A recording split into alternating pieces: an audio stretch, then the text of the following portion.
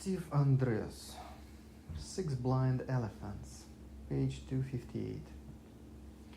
Behavioral recategorization. Whenever someone else categorizes you, or a problem, or a relationship in a way that creates a problem for you both, you don't have to accept that categorization. You can always offer a different one. Virginia Satir often used to point out to people that when others categorized them or their relationship, they always had the choice whether to accept that or not. And if they didn't like it, they could recategorize it. For years, I have been collecting extraordinary examples of how people have successfully categorized life-threatening situations. An attendant in a mental hospital was grabbed from behind in a chokehold by a patient who was not only much stronger, but who had a lot of martial arts training. The attendant knew that struggle to release himself would be useless, so just as he began to lose consciousness, he reached up and lovingly stroked the patient's arm around his neck. The patient stopped choking him because, as he said later, that was just too weird, so I had to stop and figure out what was going on. A woman was walking down the street in a rough neighborhood late night when she noticed a man who seemed to be following her. She crossed the street and he followed her. She speeded up her walking and he did too. She was starting to get a little worried, so she turned around and walked up to him and said, "Excuse me, I am feeling scared. Would you escort me home?"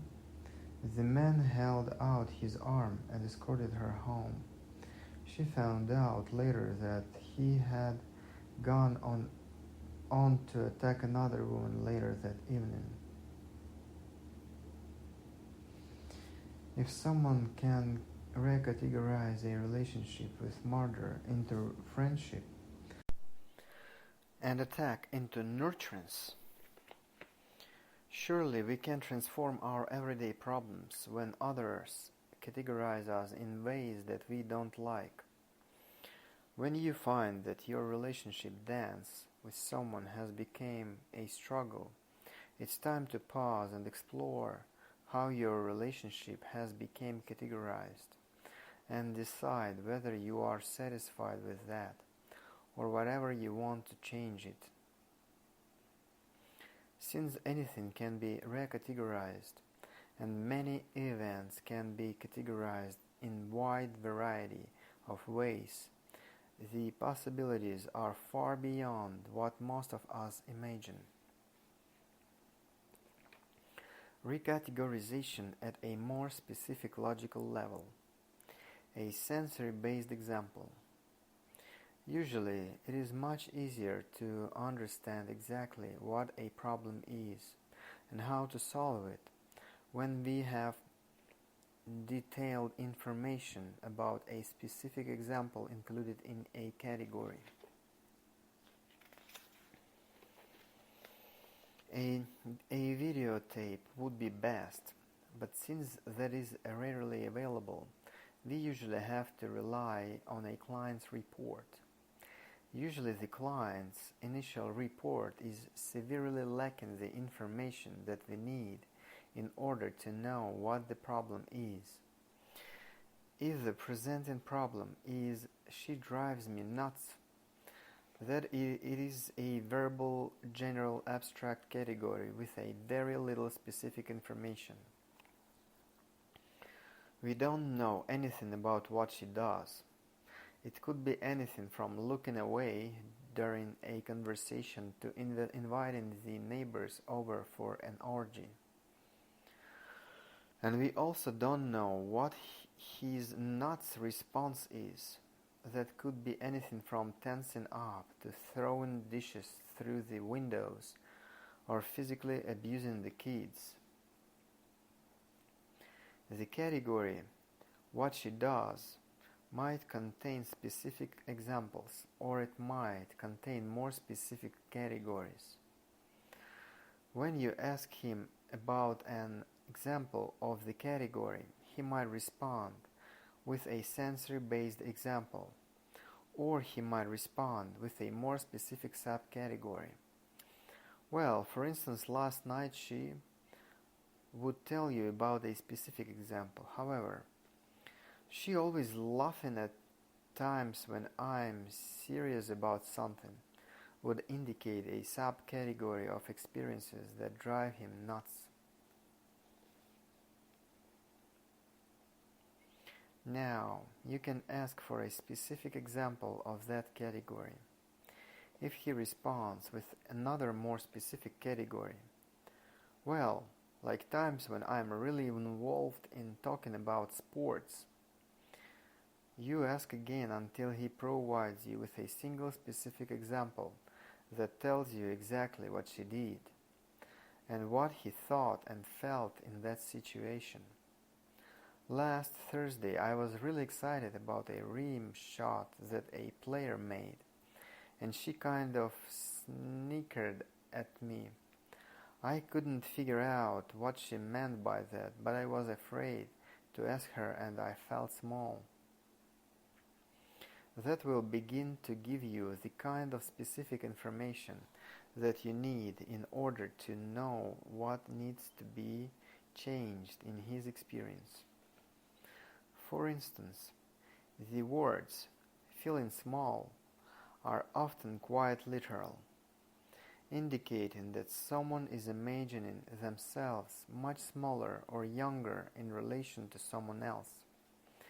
This is common in a variety of situations in which someone feels inadequate, evaluated, or inferior, often in relation to some authority. If you ask him to increase the size of his image of himself until it matches the other person, he will no longer feel small. This change in size will usually make him feel more comfortable in asking her what she meant by that snicker, etc. All this information is completely lacking in the general statement, "She drives me nuts." Shifting attention to the level of a specific example also makes the scope of the problem smaller and more manageable than the category with its many examples. After you have determined the sensory details of a specific example, it can often be useful to ask if this is a microcosm of the more general category. Does the same thing happen at those other times when she drives you nuts?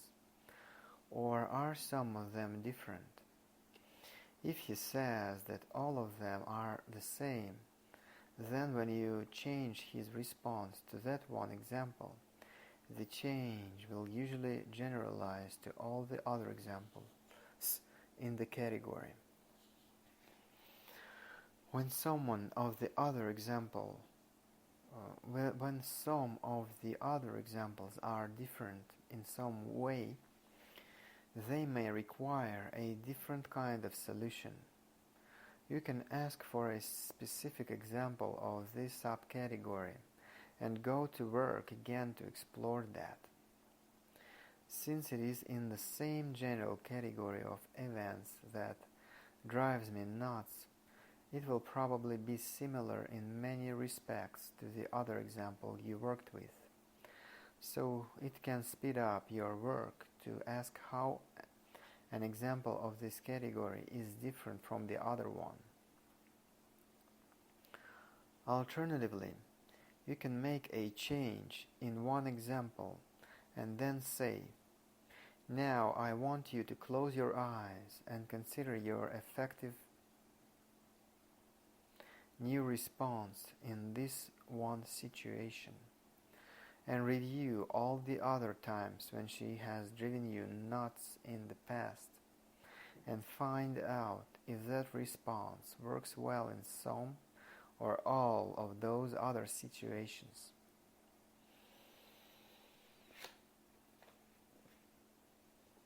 Sometimes a solution for one example will work for all of other examples in the category.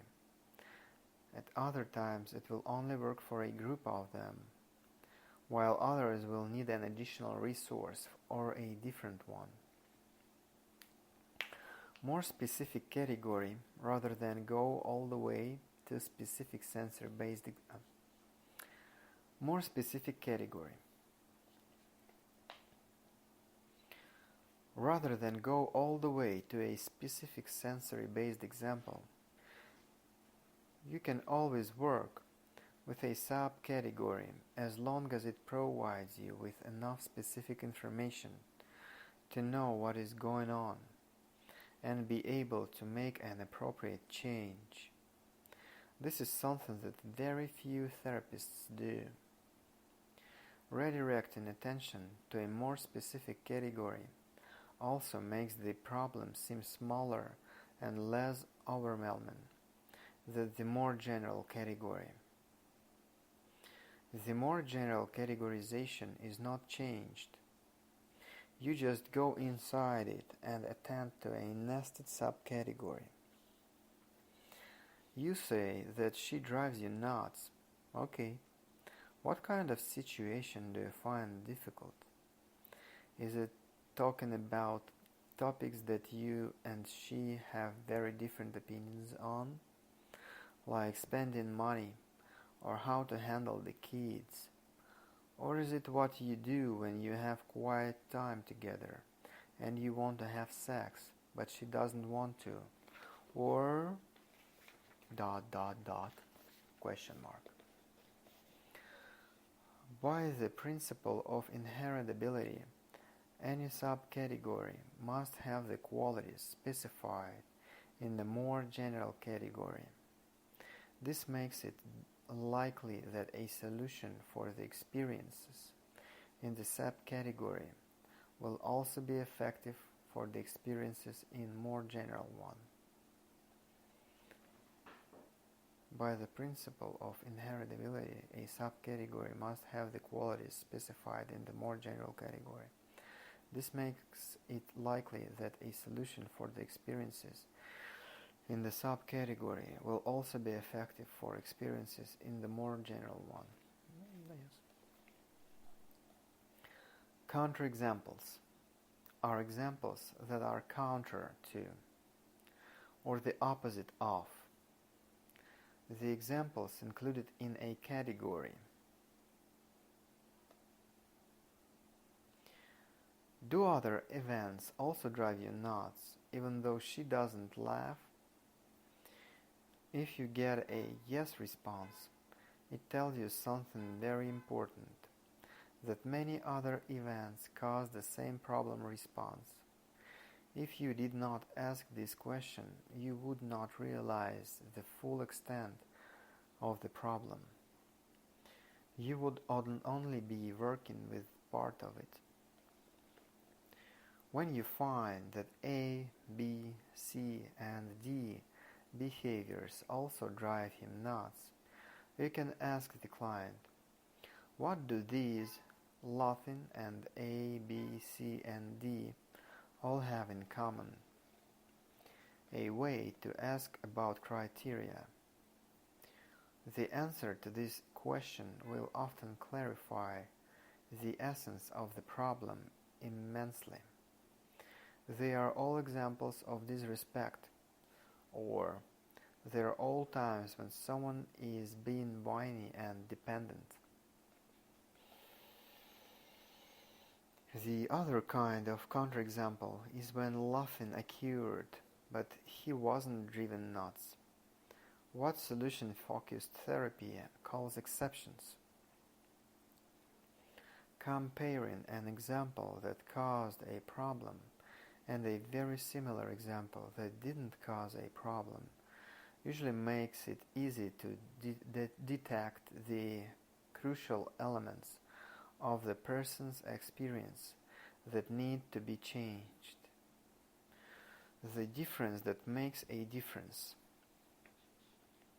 Well, last night she laughed in the same way, but I liked it because I knew she was laughing with me and not at me. That allows you to focus on the precise differences between the two. How did you know that she was laughing with you instead of laughing at you? Was it the tone of her voice, her posture, or the way she looked at you, or looked away? What evidence are you using? If you didn't have a counterexample, you might spend a great deal of time gathering information that was totally irrelevant to understanding how he gets to the problem response. This kind of positive counterexample is usually a goldmine of information, not only about the problem, but exactly what is needed to resolve it. It is used in a wide range of NLP patterns, from reducing an allergic response to the many forms of mapping across submodalities from a problem to a solution. These patterns include grief resolution, shame resolution, and the forgiveness pattern. Self versus behavior. The distinction between self and behavior is a widely useful example of redirecting attention to a more specific aspect of experience. When someone has a bad experience, they sometimes think of themselves as bad, a much more general categorization that is not useful in discovering how to change their response. Since the self is the one who is trying to find a solution, if the self is bad, it is going to be very hard for a bad self to find a good solution. And this can easily lead to despair, even when someone isn't aware of the underlying logic. To make this distinction between self and behavior, you can say, okay, had a bad experience, and you want to be sure that it doesn't happen to you again. That doesn't have anything to do with you,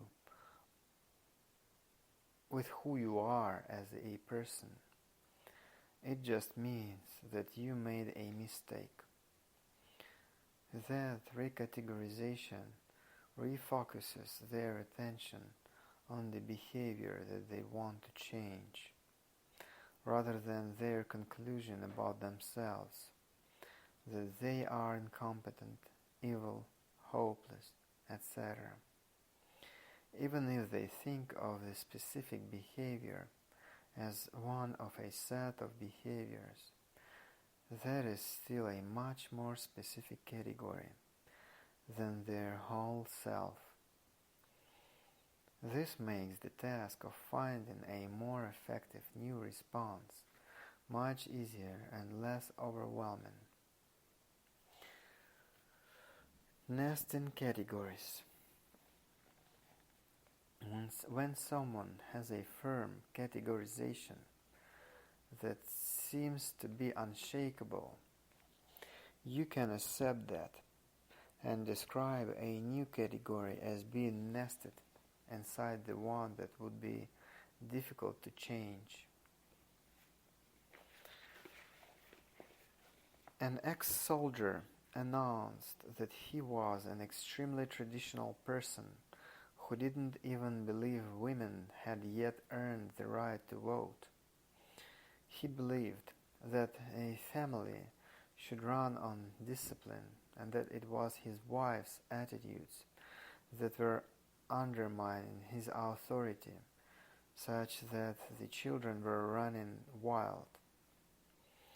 It was clear he had come to see the therapist in order to prove his wife that therapists could be of no help.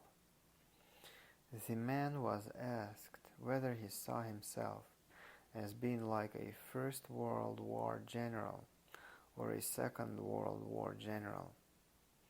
He asked for clarification. It was explained that the former had learned little over 4 years and seemed to have had little interest in the morale of their troops or in saving lives. At the end of the war, they were still doing the same thing that had clearly shown themselves to be totally ineffective right from the beginning of the war. The latter, however, learned from their experiences, paid considerable attention to matters of morale and to the limiting of causalities, and were adaptive to changing circumstances. After considering the question for a few moments, the man thoughtfully admitted, "I guess I've become a bit like First World War general."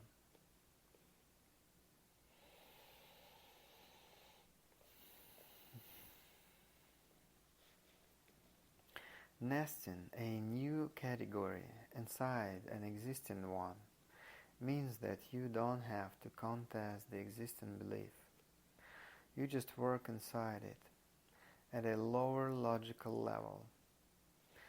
In contrast, most therapists would probably try to change this man's belief that he should run his family as if it were a military unit. This would be very difficult and take a long time, even assuming that the father would be willing to come back for more sessions.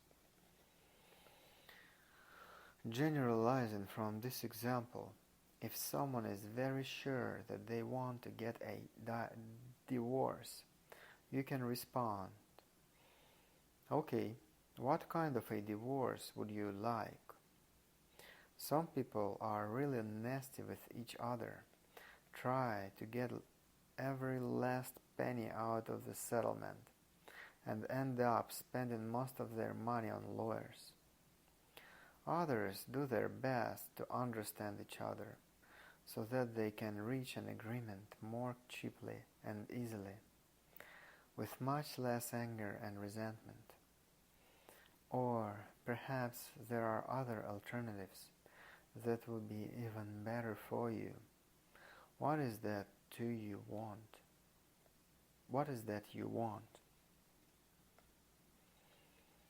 Once they are committed to a positive outcome for the divorce, opportunities will rise where it would be appropriate to suggest that they at least consider the possibility of staying together. Since those possibilities occur within a context that presupposes that they will divorce, they can freely consider it. As they discuss the many difficult aspects of the divorce, that provides a context in which thinking of staying together may begin to look much more attractive than it did earlier.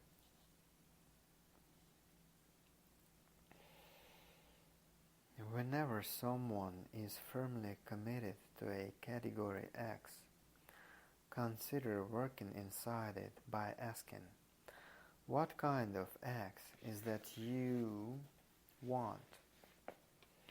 Or, Do you want this kind of X or that kind of X? Expecting the category X avoids conflict, and within the smaller, included category, you can usually offer alternative possibilities that otherwise would be summarily rejected. Summary. We can recategorize an event at the same logical level using a redescription that emphasizes different aspects of the event. A redescription will have a different deduced categorical scope and a different aggregate categorical scope, and often elicit a different response. For instance, redescribing deviant behavior as competence or incompetence can make it easier to change, because those words have different connotations and consequences. Revising a troublesome presupposition about an event reverses the client's response to it. Objections to a change are often seen as a resistance to change, when they actually provide information that makes it easier to design an appropriate change that will last. Redescribing failure as a feedback presupposes that mistakes can be learned from in order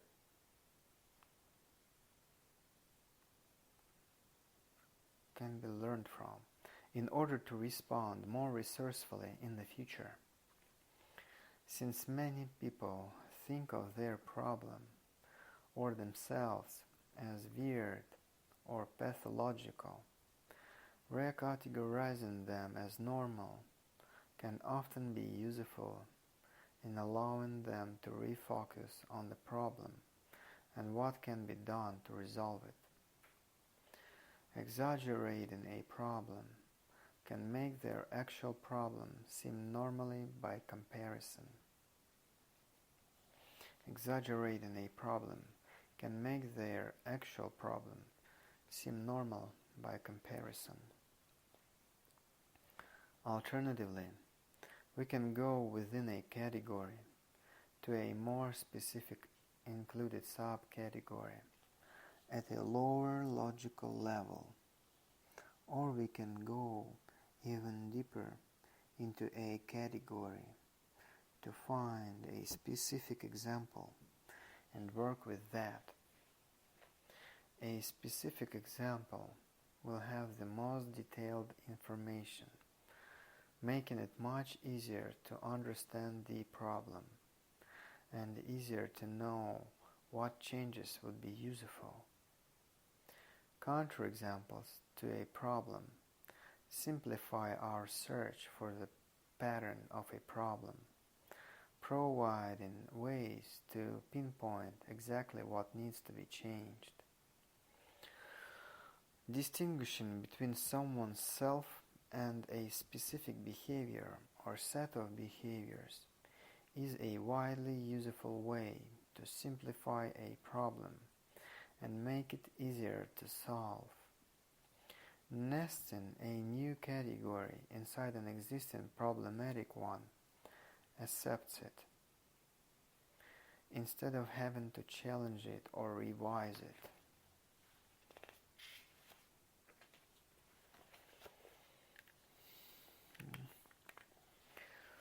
All these different ways of changing a categorization at the same logical level or at a more specific one offer many alternative ways to change someone's experience.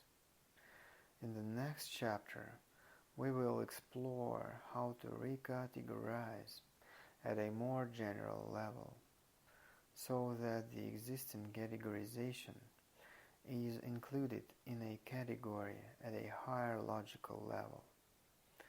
This kind of recategorization is one that allows you maximum freedom to choose a new category, and is one of the most powerful kinds of recategorization. The early bird gets the worm, but the second mouse gets the cheese.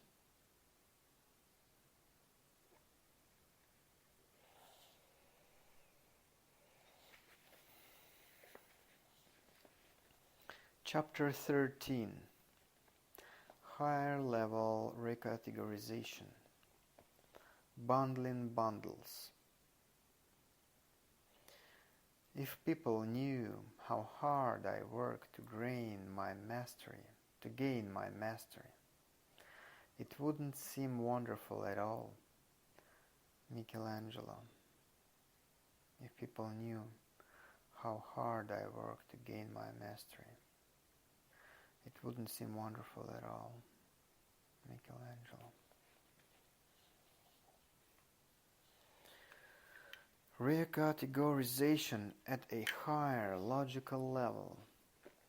Recategorizing an experience at a higher logical level doesn't alter the previous categorization.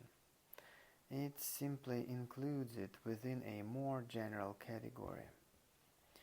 We can recategorize in almost any way at all, as long as it fits reasonably well with the person's beliefs, assumptions, and worldview, and sometimes even when it doesn't. When we recategorize at a higher level, the criteria of the new, more general category become criteria for the more specific level because of inheritability. For instance, if you have a habit that you don't like, I can redescribe it as one of the things that you have learned to do very systematically and dependably. The criteria for the more general categories, learn systematically and dependably, now also apply to the disliked habit. Drawing attention to aspects of it that might otherwise go unnoticed. Categorizing it as something learned presupposes that you can learn to do something different, and it also implies that when a change is made, the new habit will be equally systematic and dependable.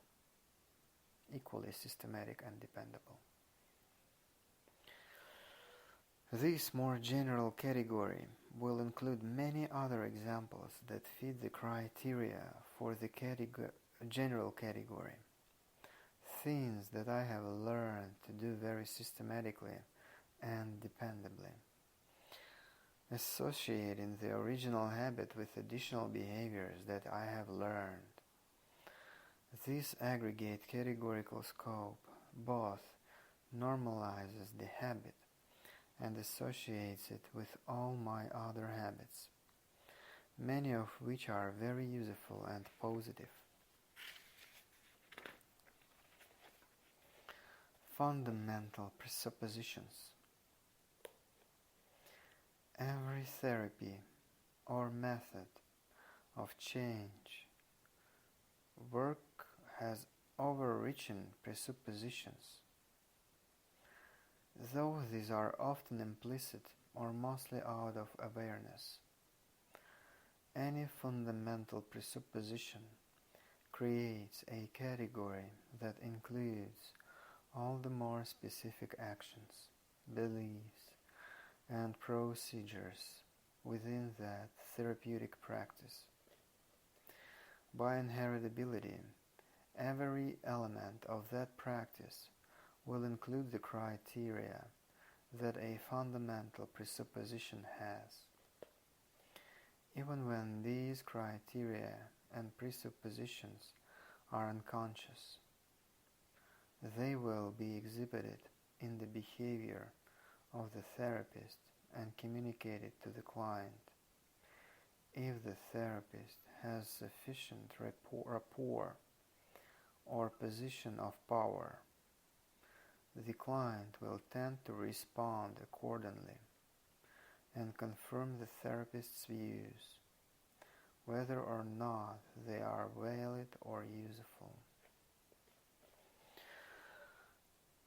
Every therapy or method of change, work, has overreaching presupposition, though these are often implicit or mostly out of awareness. Any fundamental presupposition creates a category that includes all the more specific actions, beliefs, and procedures within that therapeutic practice. By inheritability, every element of that practice will include the criteria that a fundamental presupposition has, even when these criteria and presupposition are unconscious. They will be exhibited. Even when these criteria, by inheritability, every element of that practice will include the criteria that a fundamental presupposition has. Even when these criteria are presupposition are unconscious, they will be exhibited in the behavior of the therapist and communicated to the client. If the therapist has sufficient rapport or position of power, the client will tend to respond accordingly and confirm the therapist's views, whether or not they are valid or useful. For instance, many therapies base their work on a medical model of disease or sickness, evident in terms such as mental illness and mental health. If someone's problem behavior is thought to be a result of a process of illness or disease, then it has to be opposed, just as medicine battles diseases with antibiotics or surgery. Many religious views of people's difficulties are based on a model of sin or evil, so it has to be fought vigorously in the classic struggle between the forces of darkness and the forces of light, and some kind of exorcism is the only possible outcome. Illness and evil both presuppose conflict and opposition, so the idea of allying with illness or evil would never even occur to someone with these presuppositions. Illness and evil both presuppose conflict and opposition, so the idea of allying with the illness or evil would never even occur to someone with these presuppositions. If someone else suggested that possibility, it would be rejected summarily, because it doesn't fit the presupposition of battling an opponent. If someone else suggested that possibility, it would be rejected summarily, because it doesn't fit the presupposition of battling an opponent.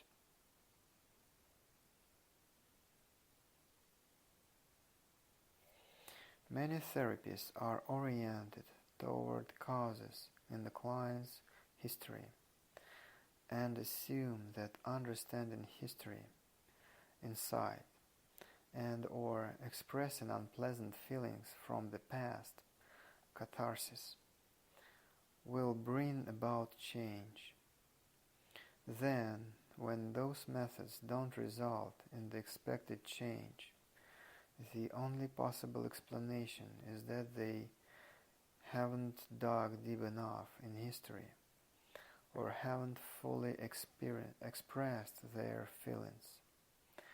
The obvious logical conclusion is that more of the same kind of therapy is required. The presupposition locks both therapist and client in an endless circular process that can only end if the misleading presupposition is recognized and changed. Someone who presupposes that you have to work with a client's history and memories would never think of working directly with internal mental structures that resulted from the history. If someone suggested working with the structure alone, that would be similarly rejected. When someone presupposes that effective therapy takes a long time, then any form of brief therapy will be dismissed as ineffective, shallow, and temporary. NLP has been much more explicit than most approaches about what its